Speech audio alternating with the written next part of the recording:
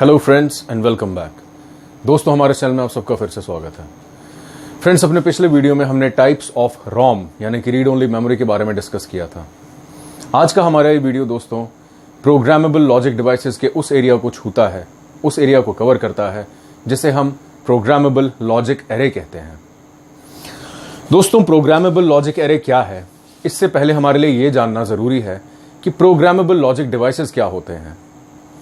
Friends, अब तक हमने जब रोम की बात की थी, रीड ओनली मेमोरी की, वहां पे मैंने आपको इसका प्रोग्रामेबल टाइप के बारे में बताया था, जिसे पी रोम कहा जाता है। प्रोग्रामेबल मतलब वो रोम चिप या वो मेमोरी चिप जिसे कि प्रोग्राम किया जा सके। प्रोग्राम का मतलब है दोस्तों, जैसे हमने आपको बताया था कि जब कभी ये मैन्युफैक्चर होती हैं ऐसी chips, ROM chips, read only memory chips, यानी ऐसे ऐसे मेमोरी ब्लॉक्स जो जब मैन्युफैक्चर होते हैं उस टाइम पर वो एक सेट कंडीशन में होते हैं। फॉर एग्जाम्पल, हमने पी रोम के केस में आपको बताया था कि उसमें फ्यूजेस जुड़े हुए होते हैं, जहां जहां पर मेमोरी सेल्स का जो कंस्ट्रक्शन है वो कुछ इस तरह से है दोस्तों कि उसमें रोज और कॉलम्स का इंटरसेक्शन, एक जाल बिछा होता है। जब कोई मेमोरी सेल में रो और कॉलम इंटरसेक्ट करते हैं, आपस में जुड़ते हैं, उनका जोड़ जो होता है ये किस तरीके से किया गया है, इस पर निर्भर करता है कि वो बाइनरी सेल क्या स्टोर कर सकती है और कैसे फंक्शन कर सकती है। जैसे कि आपको याद होगा दोस्तों, जब हम पी रोम की बात की थी तो मैंने आपसे कहा था एक रो का जो एक डेटा लाइन है या कॉलम का जो डेटा लाइन है, ये डेटा इनपुट, ये जो है ये आपस में एक फ्यूज से जुड़े हुए होते हैं। यानी फ्यूज से जुड़े हैं क्योंकि कनेक्शन है, तो इसका मतलब जब ये बनाया जाता है, मैन्युफैक्चर होता है, उस टाइम पर जो इसका सेट स्टेट होता है वो ऑलरेडी हाई होता है, 1 होता है। क्यों? क्योंकि कनेक्टेड है। इन जैसे सेल्स में जब हमें 0 स्टोर करना होता है तो हम क्या करते हैं, हम ऐसी वोल्टेज पास करते हैं या इतना ऐसा इलेक्ट्रिक फील्ड अप्लाई करते हैं कि ये फ्यूज जो है ब्लो आउट हो जाए, जल जाए। जलने की वजह से कनेक्शन टूटा, स्टेट जो थी 1 से पहुंच गई 0। यानी जहां जहां पर हमने जिन जिन सेल्स में ऐसा किया वहां पे 0 स्टोर हुआ, जहां नहीं किया वहां 1 रहा। इस प्रोसेस को कहा जाता है दोस्तों बर्निंग द चिप, और इसी को कहा जाता है प्रोग्रामिंग। तो दोस्तों, प्रोग्रामेबल लॉजिक डिवाइसेस वो डिवाइसेस होते हैं जो as per a certain logic का मतलब इनपुट और आउटपुट के बीच में एक खास तरीके का रिलेशनशिप, यानी एक ऐसा रिश्ता इनपुट और आउटपुट के बीच में जो कि फिक्स रहता है, एक पर्टिकुलर ऑर्डर पर चलता है। और प्रोग्रामेबल यानी जिसे प्रोग्राम किया जा सके, यानी लॉजिक पर चलने वाली और प्रोग्राम किए जा सकने वाली डिवाइसेस को हम कहते हैं दोस्तों पीएलडीज या प्रोग्रामेबल लॉजिक डिवाइसेस। दोस्तों, ये जो प्रोग्रामेबल लॉजिक डिवाइसेस होते हैं, इनके एक टाइप के बारे में तो हमने बात की, रोम, रीड ओनली मेमोरी, इसका एक टाइप है। जो इसका दूसरा टाइप है दोस्तों उसे कहा जाता है पीएलए, प्रोग्रामेबल लॉजिक एरे, यानी गेट्स का एक ऐसा अरेंजमेंट जिसको प्रोग्राम किया जा सके।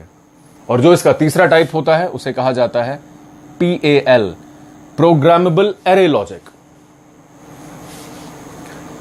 रोम के बारे में हम दोस्तों ऑलरेडी बात कर चुके हैं। अपने इस वीडियो में हम बात करने जा रहे हैं प्रोग्रामेबल लॉजिक एरे के बारे में, और उसके बाद हम बात करेंगे प्रोग्रामेबल एरे लॉजिक के बारे में, और ये समझाएंगे आपको कि प्रोग्रामेबल लॉजिक एरे और प्रोग्रामेबल एरे लॉजिक, इनमें फर्क क्या होता है, और थ्योरेटिकली स्पीकिंग और प्रैक्टिकली स्पीकिंग इनके काम करने का तरीका कैसे कैसे अलग अलग होता है दोस्तों।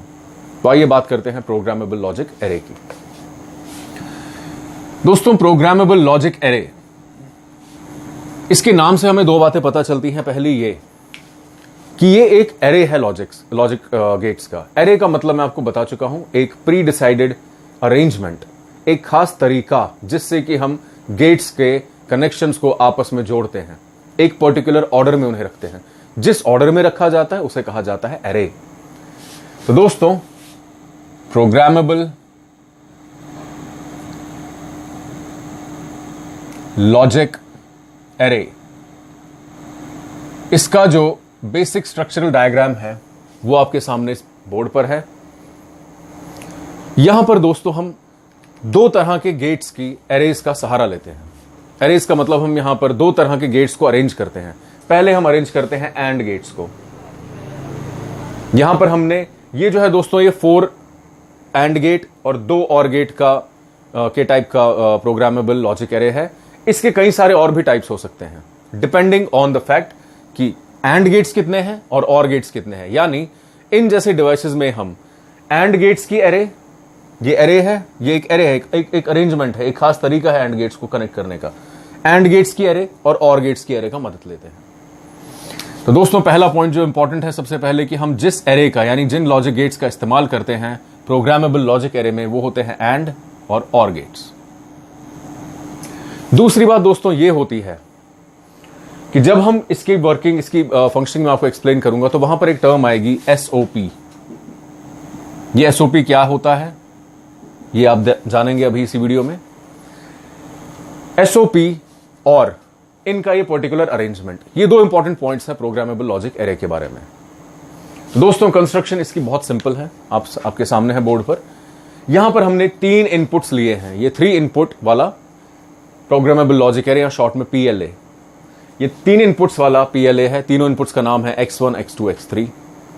सबसे पहले दोस्तों हमने क्या किया, सबसे पहले हमारे लिए यह जानना जरूरी है कि एरे में हमें एक तो इनपुट भी चाहिए होता है, हम चाहते हैं कि इनपुट भी अवेलेबल रहे, और साथ ही साथ हम चाहते हैं कि इनपुट का कॉम्प्लीमेंट भी अवेलेबल रहे।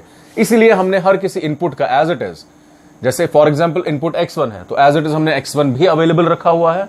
अब हमें इसका कॉम्प्लीमेंट चाहिए तो हमने इसी से शॉर्ट करके एक नॉट गेट लगाकर इसका X1 कॉम्प्लीमेंट, क्योंकि यहां पर ये तो X1 आ गया एज इट इज, लेकिन यहां नॉट गेट लगने की वजह से क्या मिला आउटपुट यहां पे X1 का कॉम्प्लीमेंट। यानी अब हमारे पास दोनों सूरतें अवेलेबल है, X1 भी, X1 का कॉम्प्लीमेंट भी। इसी तरीके से X2 भी अवेलेबल है और थ्रू दिस नॉट गेट इस लाइन पर X2 का कॉम्प्लीमेंट भी अवेलेबल है। Similarly X3 as it is available है, through this not gate X3 का कॉम्प्लीमेंट भी अवेलेबल है। तो सबसे पहला फंक्शन हमने अभी आप इस पोर्शन को देखिएगा दोस्तों, हमने क्या किया, सिर्फ इस टॉप मोस्ट पोर्शन को देखिए, नीचे गेट्स की बात हम अभी करेंगे। यहां पर हमने कुछ ज्यादा नहीं, हमने सिर्फ इनपुट भी अवेलेबल कर दिए तीनों, और उन तीनों के इंडिविजुअल कॉम्प्लीमेंट्स भी अवेलेबल कर दिए। अब जब हमने ये किया तो दोस्तों अब हमने नेक्स्ट स्टेप क्या लिया, हमने यहां पर एंड एरे का इस्तेमाल किया। अब हमने एंड गेट्स फिक्स कर दिए, लेकिन फिक्स कैसे किए, ये जो क्रॉसेस आप यहां देख रहे हैं दोस्तों, ये कनेक्शन को दर्शाते हैं, कनेक्शन को सिंबलाइज करते हैं। कनेक्शन से मेरा मतलब है, ये देखिए जहां जहां पर एक क्रॉस है, यानी उस जगह से जॉइंट उठा के या उस जगह से कनेक्शन उठा के हमने इस गेट में दिया है। जहां पर क्रॉस नहीं लगा है मतलब आपस में, जैसे यहां पर कोई क्रॉस नहीं, यानी ये लाइन और ये लाइन आपस में कनेक्टेड नहीं है, उस तरह ये लाइन और ये लाइन आपस में कनेक्टेड नहीं है। उसी तरह से ये जो इनपुट जा रहा है गेट नंबर 1, यहां मैंने गेट्स को नाम दे दिए हैं, 4 एंड गेट्स हैं दोस्तों, गेट नंबर 1, 2, 3 एंड 4। उसी तरीके से ये वाला पॉइंट आप देख रहे हैं, यहां पर भी कोई कनेक्शन अवेलेबल नहीं है, लेकिन जहां पर क्रॉस है, यानी अब ये और ये लाइन, यानी यहां पर हमने X2 अवेलेबल किया, हमने X2 फीड किया हुआ है गेट नंबर 1 में। उसी तरीके से हमने यहां पर दोस्तों X1 अवेलेबल किया हुआ है। ये जो कनेक्शंस होते हैं दोस्तों, ये होते कैसे हैं, ये बराबर उसी तरीके से होते हैं जैसे मैं अभी आपको बता रहा था कि फ्यूजेस, यानी यहां पर हमने क्या किया हुआ है, इनको आपस में कंबाइन करने से मेरा मतलब है पहले वाले गेट में इनपुट क्या जा रहा है, ये और ये से मेरा मतलब X1 और X2, बाकी कोई इनपुट नहीं जा रहा है इसमें। यानी पहले गेट में इनपुट क्या जा रहा है, X2 और X1। क्यों, हमें कैसे पता चला, क्योंकि यहां पर मैंने सिंबॉलिकली इसको क्रॉस से रिप्रेजेंट किया हुआ है। इस क्रॉस का मतलब है हमने यहां पर ये जो लाइन जा रही थी कॉमन X1 लाइन, इसको फ्यूज कर दिया दोस्तों। ये हमने क्रॉस का मतलब है इसको फ्यूज कर दिया, यहां से हमने इनपुट उठा लिया एक, उसी के साथ हमने दूसरा इनपुट उठा लिया, और ये दोनों इनपुट कहां गए, पहले वाले एंड गेट में। यानी पहले वाले एंड गेट ने क्या किया दोस्तों, इसने एंड ऑपरेशन परफॉर्म किया, किसके ऊपर, X2 के ऊपर और X1 के ऊपर। तो इसका आउटपुट हमें इस पॉइंट पर क्या मिलेगा, यानी यहां जहां मैंने ये दिखाया हुआ है, क्या मिलेगा दोस्तों, वो मिलेगा हमें X1 इंटू X2, क्योंकि एंड ऑपरेशन जो होता है वो बाइनरी मल्टीप्लिकेशन वाली फॉर्म है। इसको हम पढ़ते हैं X1 X2, यानी X1 एंड X2। ये मिल गया हमें इस वाले पॉइंट पर आउटपुट। ये सिर्फ अभी तक हम एंड गेट्स की बात कर रहे हैं। इसी तरीके से गेट नंबर 2 जो एंड गेट है, यहां पर हमने अगेन 2 पॉइंट्स पर फ्यूज किया हुआ है, यानी 2 पॉइंट्स को आपस में ज्वाइन किया हुआ है, 2 इनपुट्स दिए हुए। क्या है वो इनपुट, पहला अगेन X1, दूसरा X3 का कॉम्प्लीमेंट। यानी यहां पर जो आउटपुट अवेलेबल है यहां पर वो क्या है, X1, इस लाइन को देखिएगा आप, एक तो X1 अवेलेबल है, दूसरा X3 का कॉम्प्लीमेंट। यानी यहां आउटपुट क्या होगा दोस्तों, X1 इंटू X3 का कॉम्प्लीमेंट। इसी तरीके से दोस्तों अगले गेट की बात करते हैं, गेट नंबर 3। यहां पर अगेन 3 इनपुट्स हमने दिए हुए हैं। कौन सा इनपुट दिया हुआ है? पहले x1 का कॉम्प्लीमेंट, ये क्रॉस देखिए कहां पर है, x1 के कॉम्प्लीमेंट इस वाली लाइन पर। तो हमें क्या आउटपुट मिलेगा यहां पर दोस्तों? पहला मिलेगा x1 का कॉम्प्लीमेंट मल्टीप्लाइड बाय इनटू, क्योंकि एंड गेट है, इनटू सेकेंड इस लाइन पर क्या आ रहा है? x2 का कॉम्प्लीमेंट, और तीसरा भी है into x3 as it is,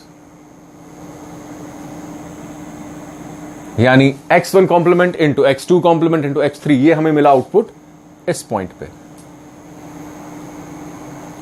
similarly दोस्तों यहां पर आउटपुट क्या मिलेगा? यहां पर एक्चुअली आउटपुट की यहां कोई इंपॉर्टेंस नहीं है, क्योंकि यहां पर हमने कोई कनेक्शन नहीं दिखाया, लेकिन फिर भी आपकी नॉलेज के सेक के लिए यहां पर हमें आउटपुट क्या मिलेगा? यहां 2 इनपुट्स हैं, x1 as it is, x1 into x3 as it is, x1 x3। ये हमें मिलेगा यहां पर, जिस पॉइंट पर हमने फिलहाल कोई, यहां पर हमने 3 उठाया। ये जो क्रॉस आप देख रहे हैं ये इन और गेट्स के लिए है, ये दिखाने के लिए कि इन और गेट्स में ये जो और गेट है और ये जो और गेट है, इनमें कौन कौन से इनपुट्स दिए गए। ये वाला पॉइंट हमने इनपुट नहीं दिया इसमें फिलहाल। तो दोस्तों ये है इसका बेसिक कंस्ट्रक्शन। यहां तक हमने क्या किया? सबसे पहले x1 अवेलेबल किया, 3 इनपुट्स अवेलेबल किए, तीनों इनपुट्स के कॉम्प्लीमेंट्स अवेलेबल किए। फिर अलग अलग कनेक्शंस हमने यहां पर कनेक्ट किए। कनेक्शन हमने दर्शाए x से, जहां जहां x है यानी वो 2 लाइंस आपस में कनेक्टेड हैं, उस पॉइंट से हमने कनेक्शन लिया।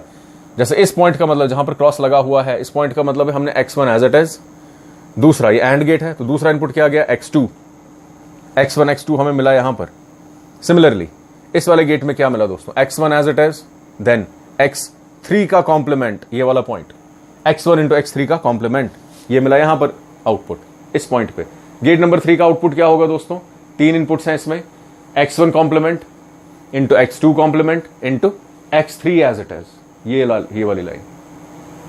और फिर गेट नंबर 4 का क्या होगा? x1 into x3। इसी तरीके से दोस्तों अब हमने जब ये चारों के चारों हमारे पास अवेलेबल हो गए, ये तो है इतना पार्ट कंस्ट्रक्शन का, ये थी एंड एरे, ये तो हमने एंड गेट्स की जो एरे से काम लिया, जो 4 आउटपुट्स लिए।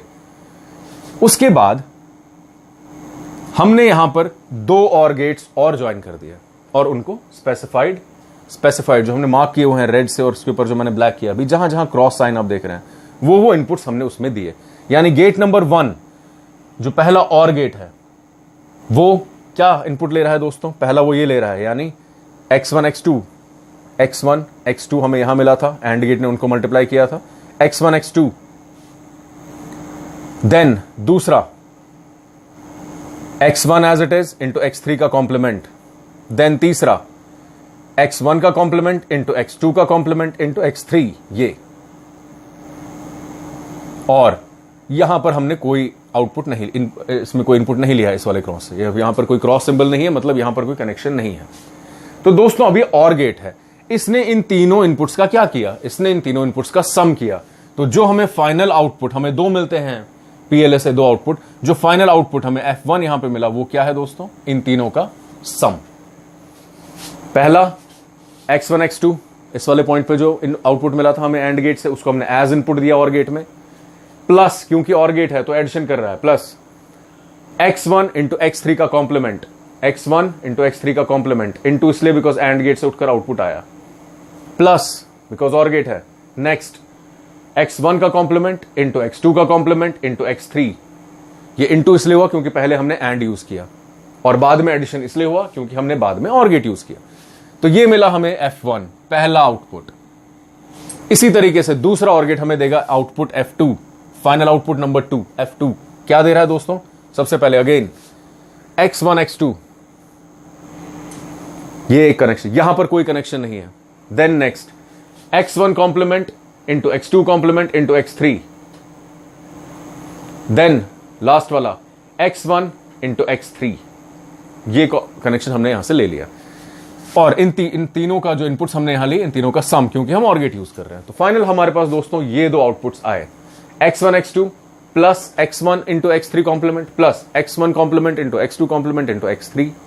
सिमिलरली F2 जो गेट नंबर 2 था, यहां फाइनल आउटपुट और गेट का क्या मिला? x1 x2 plus x1 complement x2 complement into x3 plus x1 into x3। यहां पर दोस्तों समझने वाली बात है, फाइनल आउटपुट तो हमें मिल गई, ये हमने देखा कि किस तरीके से इस पीएलए ने, इस प्रोग्रामेबल लॉजिक एरे ने काम किया। लेकिन समझने वाली बात दोस्तों ये है कि ये टर्म्स आपस में हैं क्या। सबसे पहले तो ये प्रोडक्ट्स हैं, क्योंकि हम x1 इंटू x2 कर रहे हैं, या x1 इंटू x3 कॉम्प्लीमेंट कर रहे हैं, या x1 complement into x2 complement into x3 कर रहे हैं।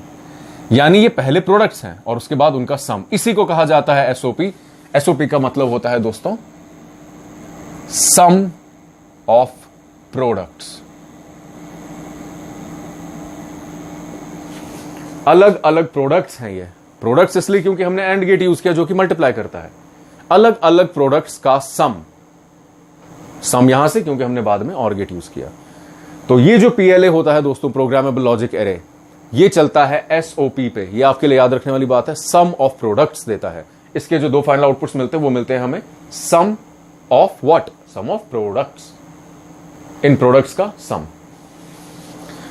एक जरूरी बात और है यहां पर दोस्तों जो आपने अब तक समझ ली होगी, क्योंकि ये कनेक्शंस जो हैं ये रिप्रेजेंट करते हैं प्रोग्रामिंग, कि हम प्रोग्राम कर रहे हैं, क्या इनपुट देना है ये हम डिसाइड कर रहे हैं। अगर हम इस कनेक्शन की जगह यहां चेंज कर देते, या लेट्स से यहां मैंने कनेक्शन दिया होता, यहां नहीं दिया होता, या लेट्स से यहां नहीं दिया होता, यहां दिया होता, तो इसका इनपुट चेंज हो जाता, as a result of it output भी चेंज हो जाता। इसे हम प्रोग्राम कर सकते हैं। लेकिन किसे?